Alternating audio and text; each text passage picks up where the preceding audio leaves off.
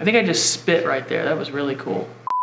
So today we're going to be talking about the script and the story of the Trombone Assassin trailer.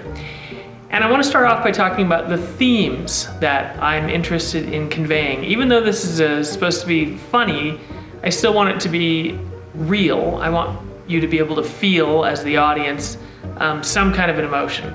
Anytime that you tell a story, you want the audience to feel something. And in my day job, I'm a therapist, and so I'm all about emotion. How does that make you feel? So the two themes I want to convey in the Trombone Assassin are, number one, how do loneliness and isolation affect human beings?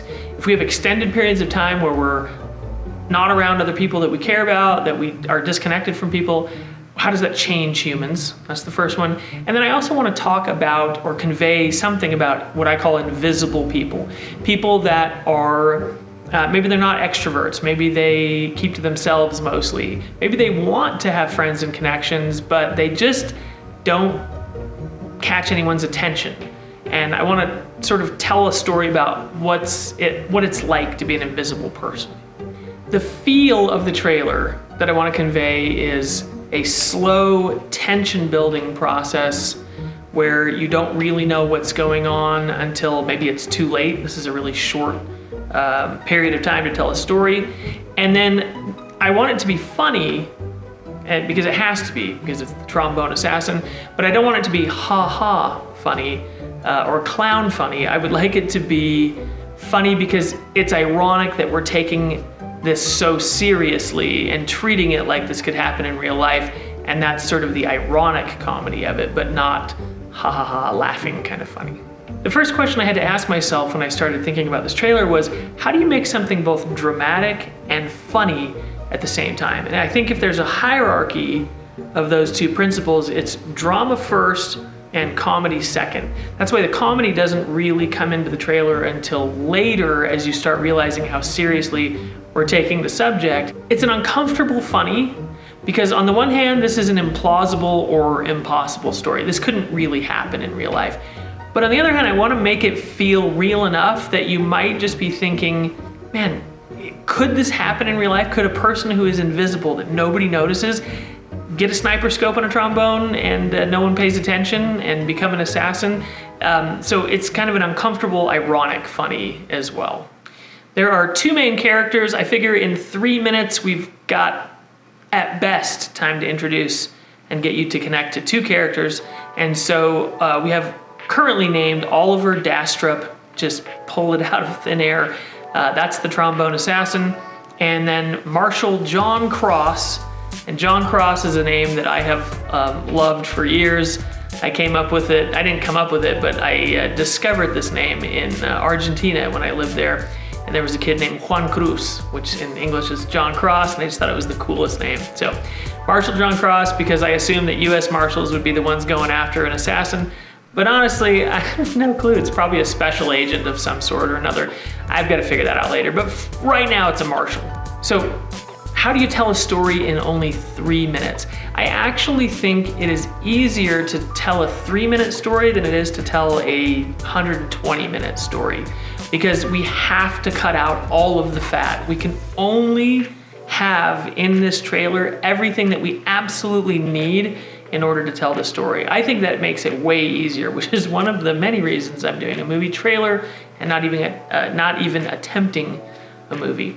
So I want this to be a cat and mouse feel. So similar to The Fugitive or No Country for Old Men, where you've got Oliver, who is just out of the reach of John Cross, who's following on his trail. John Cross doesn't know who he is, but he knows that there is an assassination attempt coming. He doesn't know who the assassin is going to be or when it's going to happen, and he's sort of putting the puzzle pieces together throughout the trailer until the very end. And so I want that tension in the trailer, and so that's the theme we're going to go for, or the approach to tell a story here. So let's go ahead and review the first part of my developing script together and see how I'm currently intending to start off the Trombone Assassin.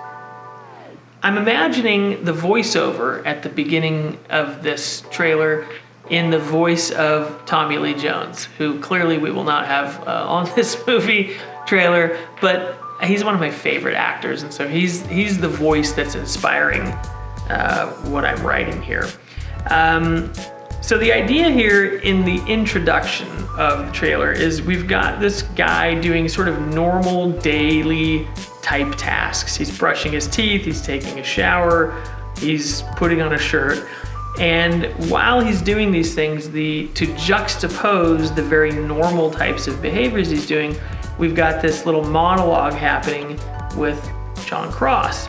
And John Cross is saying, now you don't know this, but he's saying this to his deputy or somebody that he's talking to. And he says, let me ask you something. Have you ever met a person who's so ordinary that no one pays attention to them coming or going? They're so completely uninteresting that they blend right in, become part of the background noise. Those are the ones you have to worry about. And then we have a couple of scenes with Oliver doing some mundane tasks like coming out of band practice or orchestra practice with his trombone and getting a parking ticket and going to the gas station. This is the first time you start to realize that nobody really notices him because he goes in and tries to buy something and he's essentially invisible, and he walks out of the gas station with the thing he was going to buy without paying. And I want to sort of hint at the possibility that he could commit greater crimes by his willingness to engage in petty theft at the beginning of the trailer. After that, I intend to have several scenes where there's just essentially silent driving in a car. First of all, because I just love driving, and secondly, I think that being alone in a car with nothing to do and no radio on is kind of a lonely place for a lot of people. And so, but it's also a place where people think a lot. So this is where Oliver is really contemplating his life and what he wants to do. And so we're gonna have some scenes where he's, doing this driving and just sort of silently doing that. And then, of course, again, we've got this voiceover from John Cross saying, take a guy like that, a guy that no one considers, give him the proper motivation, and he'll bring judgment to the wicked. So this is the full setup. We're describing the invisible people kind of thing, and there's an implication that because he's lonely, maybe he's gonna snap. And that is the introduction to the movie, which we then go on into this next scene where he's taking his first payment for the contract that he's, the assassination contract. So this is my first scene where I attempt some comedy, and it's where you've got this guy, and we don't know who's hiring him or how they met him or why they know he exists, and we'll never know that, but he's being hired to pull off this assassination, and apparently he's getting $200,000, $100,000 up front and another $100,000 when it's done. So I think that's a lot of money for an assassination.